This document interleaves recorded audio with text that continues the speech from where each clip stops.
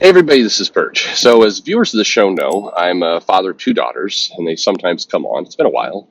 They keep asking to do more videos, but they don't have a plan. Like, so what do we want to do? And they're like, we just want to tell jokes and make fun of things. I'm like, well, we need more of a plan than that. But we'll do something here relatively soon. Anyway, one of the fascinating things about being a parent is you get to watch, kids grow up, and I've been of course, trying to get my daughters into comics. And in fairness, it hasn't been an effort. Comics naturally have been of interest to them, but it's interesting to watch what comics they gravitate to. Both of them, by and large, with a couple small exceptions, have not gotten into U.S. comics. They've tried. There's plenty of comics around the house. They read them. My younger daughter went through the Disney Princess line for sure, enjoyed that. My older daughter liked Sonic and went through those. I was kind of starting to give up hope at getting, or just not give up hope, but just assume it was going to be a few more years before, it was really going to hit them. And then my older daughter came across a trade paperback I had for the Todd McFarlane Spider-Man and the adjective less just Spider-Man series that he wrote and drew, and she loved it. Just absolutely loved the webs, got inspired by the art, started drawing all this stuff. And so that was cool to see. That was a nice connection back into the past. I appreciate it. But by and large, my older daughter definitely gravitates toward manga. I think favorite series, Demon Slayer, pretty high up there. But likes One Piece is kind of a very close second, and then you have Cells at Work and Promise Neverland. She likes that one quite a bit.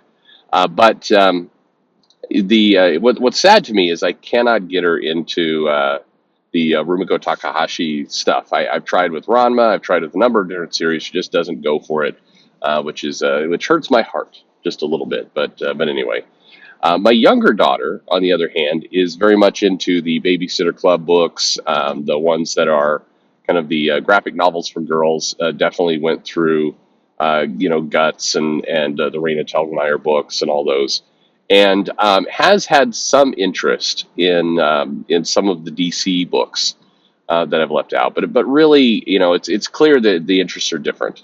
I'm willing to bet, based on the high like for the Todd McFarlane Spider-Man, that things like the Scott Snyder, Greg Capullo Batman is going to be of interest to her, my older daughter. And I'm pretty sure that some of the I don't know. I'm curious. I want to try my younger daughter on some of the romance comics from the '70s and see. But I don't think it's good. I don't think those are going to fit. But anyway, it's interesting to see it. So all that kind of intro aside, there's this viewer question about parenting, about kind of fatherhood and everything else. And so now we take it from the real world into the comic world, and let's see what it says here. It says, "Hello, Perch. I like your channel, and thank you. Based on your videos, I assume you are a huge Fantastic Four fan, which makes me wonder how you felt during the Doctor Strange 2 movie, especially that scene." Well, I felt like that was a huge waste. I did. I think I'm anxious to see the Fantastic Four on the big screen. I think the casting for Mr. Fantastic is good and fine, and I like it. And I found that was super irritating that we finally got him on the big screen and only to kill him within a couple minutes. And the movie's been out. The movie's on Disney Plus now. So I apologize for spoilers, but at this point, it's out there. But it's I don't know. I watched that scene again last night. Actually, the whole Illuminati scene, and found myself more irritated by it. Just the waste of these characters and some of the. I mean, they were kind of set up to be buffoons. I mean, it was the thing that struck me was that you had Black Bolt, and he's like posing and looking cocky when they like go to stand up to the Scarlet Witch. He looks like a prick, and it just the way that they pulled it off, the way they did that scene just looked cheesy and dumb, and I couldn't stand it. But anyway, I'm anxious to see the Fantastic Four, and I do think Mr. Fantastic. Let's get some good casting for the rest of the family, and kind of lean into some of the parenthood aspects. Again, you have the Fantastic Four by nature of the Incredibles, that you could almost, just copy some of that charm. But I hope to see more, and I hope we get a true thing. But anyway, back to the email. It says, the question is, as you get older and became a father, did the stories with Reed Richards, Mr. Fantastic, and his kids, Franklin and Valeria, resonate with you in any way? Um, you know, so it's funny. Franklin, yes. Valeria, no. So I was older. I mean, I was in my 20s by the time Valeria came around. And I think Franklin, absolutely. There were scenes of some of those comics around kind of parenthood and those other things, particularly when they were dealing with the whole, Franklin is struggling to kind of figure out where he fits with his parents, and then they had the Power Pack kind of storyline and kind of all that stuff. I don't know. I remember feeling some. I don't know. So the Fantastic Four is always a little hot and cold with how they would treat family. Years later, I think Jonathan Hickman in his run did a better job of kind of expressing some of that. And I don't know. It was okay. I was okay. I think that Fantastic Four as a family, I think, worked really well for the four of them. And the children were okay. It was fine what they did, but I don't think I don't know that I didn't get the same charm with kind of the parenting that I did from other books and kind of the relationships you see between fathers and sons or fathers and daughters. I think that there's been better examples, and in one case, it's what we're about to get to. Would you say the same thing? Back to the email. Would you say the same thing for Superman and Jonathan Kent, Superboy? I actually felt like the Superman and John Kent when he was a kid, as well as the Bruce Wayne and Damian parenting relationships, was a little bit more.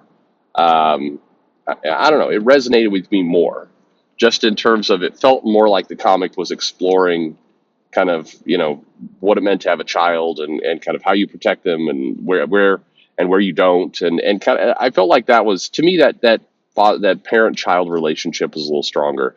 Again, in Fantastic Four, Franklin was often used, and I'm a huge fan of the John Byrne run, and I think, but Franklin was often used as a bit of a human shield slash MacGuffin that would come on and oh look, Franklin's in danger, and then it gives Sue the chance to scream, my kid's in danger, and then Reed's like, calm down, we'll get him back, and it just I don't know it had more of a Lost in Space kind of feel than a true good comic for parenting kind of, or that sounds terrible, but just the relationship between the characters is what I'm getting at.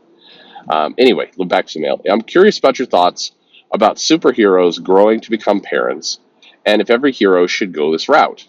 Any advice for parents or anyone becoming a parent? Okay.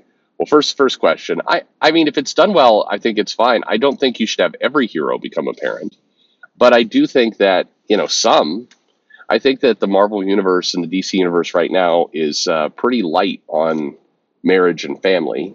And I don't think that reflects the reading audience. If the goal is to show diversity and the goal is to show kind of how this all works, then, I think that they should take a stab at what this looks like. Interestingly enough, I think that if a comic took the route of kind of the Incredibles and did a story about that and not do an Incredibles comic, but do a comic kind of in that same exact vein of how the story was played out, I think it would be very popular. I think it would be worth trying. And again, if we're talking about diversity and we're talking about putting stuff out, then we need to have we need to attempt some of this stuff. So anyway, it's an interesting dynamic here, and I think that there's you could make a lot of money off that comic. As to the second question, any advice to parents or anyone becoming a parent? Tons probably. I think the biggest of which is just to be patient with your hobbies. You like certain things. You want your children to like those things. They may or may not, and you just need to learn to tune yourself to what you to learn to be very. I'm struggling with the words here. I learn to be very aware of kind of what your kids show interest in. Be careful of leading the kids. Do things like taking your kids to the zoo or to the store and just naturally see what they gravitate to. I think kids reveal a lot about where their interests are, and if you can tap into those interests, you'll get accelerated learning, and you'll get great emotional connection, all the rest, and you can really get that connection with your child. I watch a lot of parents do things like, "Hey, you like Harry Potter? You're going to be into Harry Potter. Here's Harry Potter, but we're going to read Harry Potter. I'm putting the movie on. Watch Harry Potter." And there's this. It doesn't really work. Where kids kind of naturally resist that, and some kids will go for it, but others, want to watch movies about space or dinosaurs or whatever it happens to be. And if you can put aside whatever you want your kids to be, and just figure out what they naturally are interested in, I think it goes a long way. Anyway, thanks. Ismail says, thanks for reading. You can use this for a video if you like. Good. I have, and I thank you for writing in. Let me know what you guys think about parenting, about superheroes becoming parents. What are the relationships in comics that have fit and worked best for you? Like I said, I think the Superman, John Kent, Bruce Wayne, Damian, to me, relationship, including even the brief period where Bruce was dead and Dick Grayson was Batman, and that Grant Morrison series where it felt like the crazy uncle was over, watching Damian. That's kind of how that story seemed to play out. But anyway, good stuff. Let me know what you think in the comments below, and thanks for listening.